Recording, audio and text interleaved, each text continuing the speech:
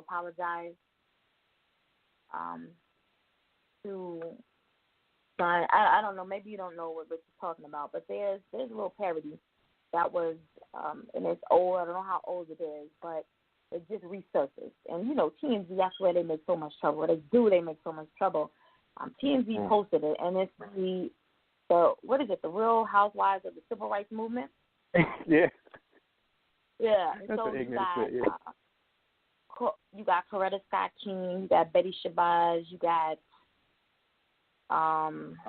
Jesse Jackson's wife, Rosa Parks, and then this White chick, Margaret. White Margaret is supposed to be like the Iggy Azalea of the Civil Rights Movement. And then there's some other white chick in there too. But Cardi is or portrays, and she said, you know, some things that were, most people would think, unless you know everything about Martin, most people would think what she said was a little degrading. You know, she talked about him pretty much being a hoe and, you know, getting with all of the housewives, you know. So Martin Luther King's son, what is he, the third? I think he's Martin Luther King the third. We found this very offensive. A lot of fans of hers and haters also found it to be, you know, rather offensive.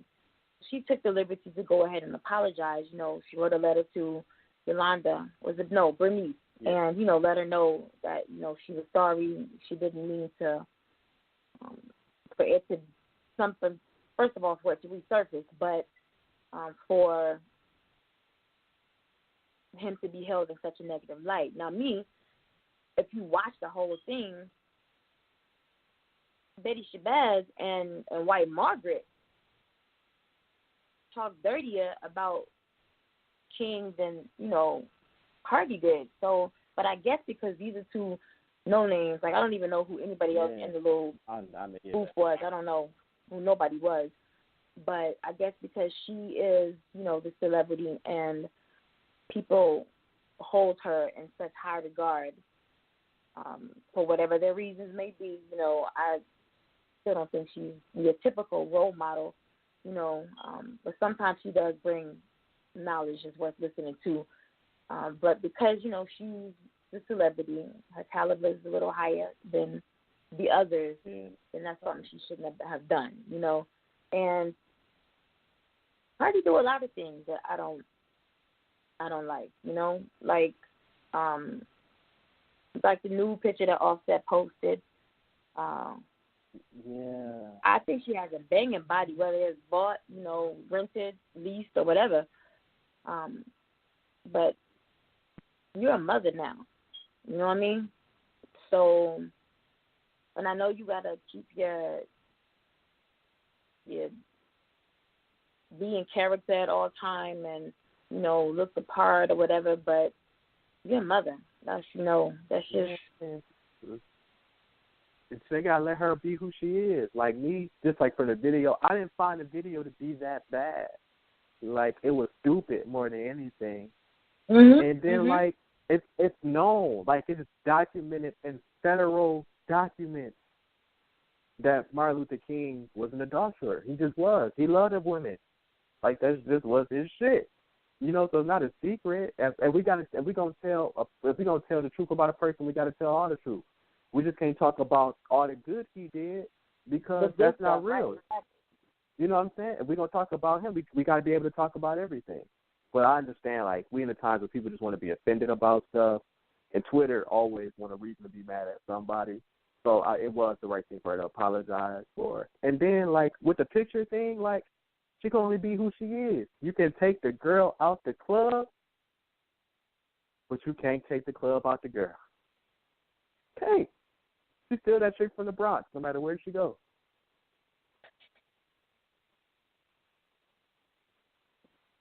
I mean, you know, that's funny that you say that, because I was talking to an artist yesterday and trying to implant the same thing in her. And I know by the end of our conversation, you know, she probably, if we was in the same city, she would have rolled up on me and probably tried to smack the hell out of me by the end of our conversation. But I just feel like, you know, as women, or as a woman, you know, there's already so many obstacles and struggles and everything that's already stacked against you. Don't bring unwanted attention to yourself by doing dumb shit. There was a classier way that she could have, or also, you know, Offset could have posted the picture. But, and just like this artist I was talking to, you know, I don't know, like, it seems like you're conflicted by life right now and you don't know which way to go, and you have to remember that you got people that's watching you. You know, you trying to come up. You know what I mean? So you got people that's watching your every move. And social media is a bitch. They will drag you for anything. And so you need to be trying to keep your character, your image, you know, at all times, whether you're out in the street, whether, you know, because people know you do music. So you need to be keeping your image up to par, And the thing is, like, you, like, this show especially, you know what I'm saying, like, taught me, you know what I'm saying, you don't know how many, you'll be surprised at how many people pay attention to stuff that you do. Like, they may not like nothing or comment or anything. And they'll probably be one of the regular people who will tune in or mention something to you that you do, and you'll be like, man, I didn't even know you even follow me. But alone watch the stuff that I do, you know what I'm saying? So I try to instill that in everybody, like, man, like, would you be okay explaining this 5 years from now? You know what I'm saying? Like, 10 years from now, could you look back and show maybe, like, your kids when they're older, hey, what was this? You know, that's my biggest thing. This represents, because some stuff you don't have to do. Right. You know what I'm saying? Like, what you want to do and what you need to do ain't always the same thing. And you can still have integrity and not do some of the super shit that's on your mind. Most definitely. So that's my 2 cents on the little parody.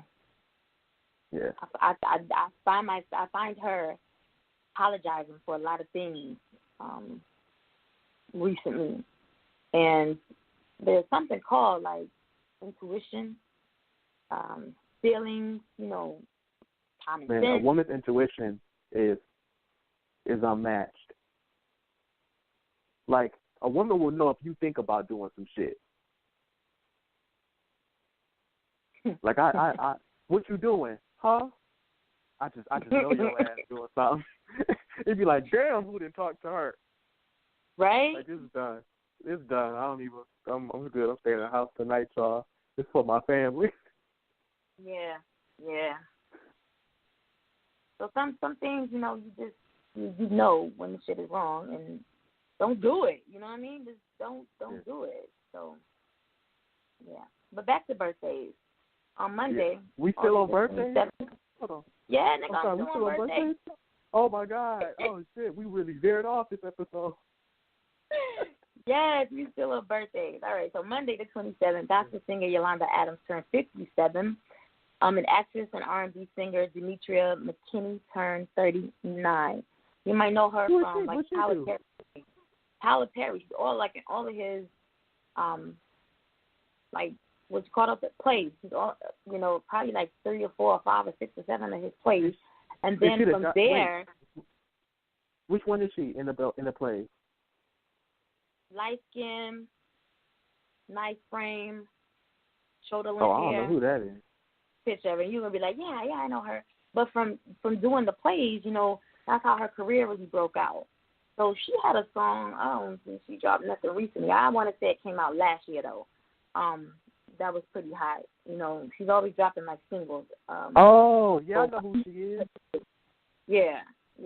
And she is fine as hell. So, So Tuesday, August the 28th, actor Cal Massey from That's So Raven turned 26, and Alana Thompson turned 12. No, that's what the hell is Alana Thompson? Honey Boo Boo. I think I probably watched the show maybe twice. But Honey Boo Boo is now 12. I don't do that. I can't.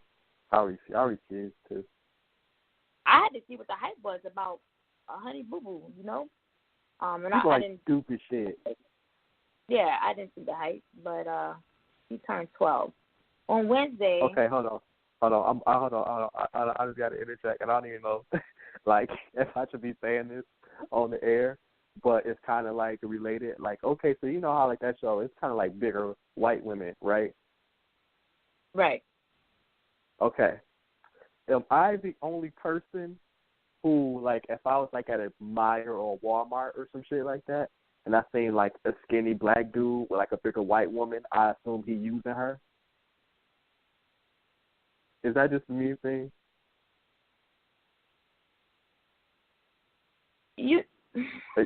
No, it could be love. You ain't gonna say? Okay, no, answer the question. That kind of didn't answer the question.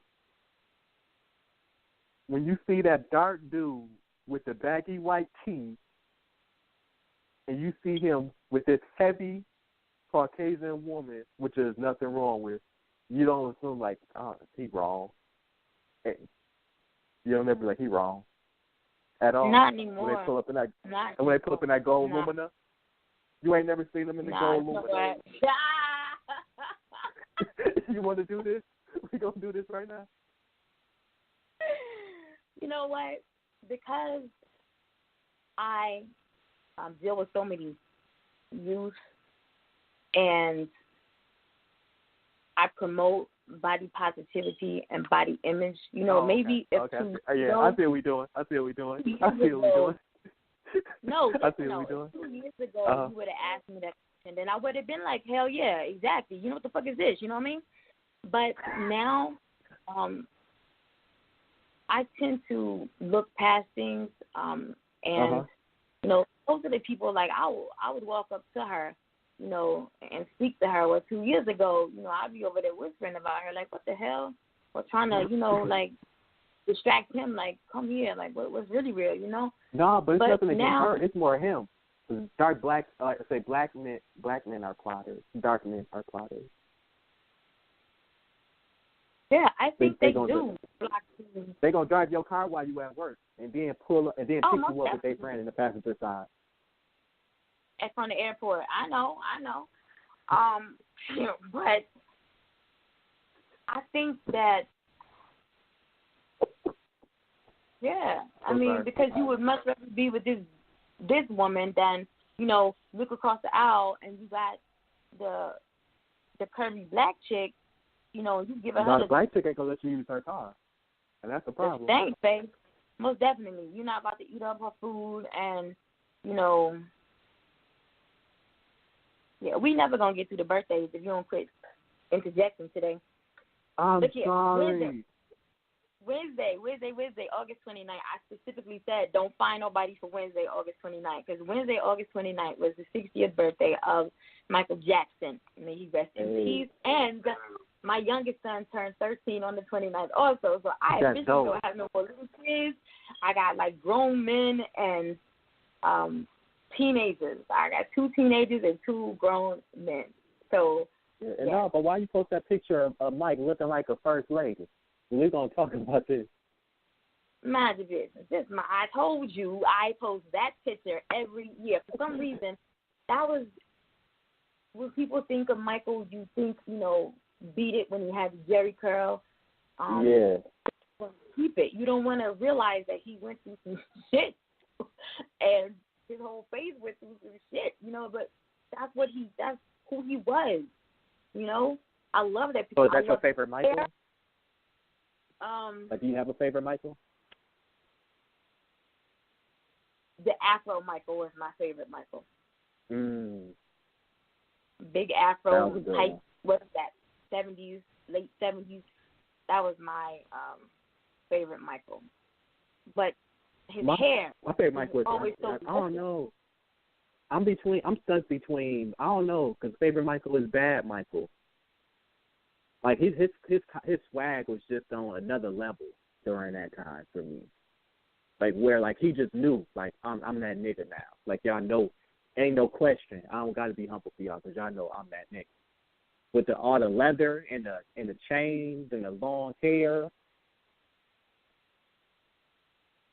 think that might be my favorite Michael.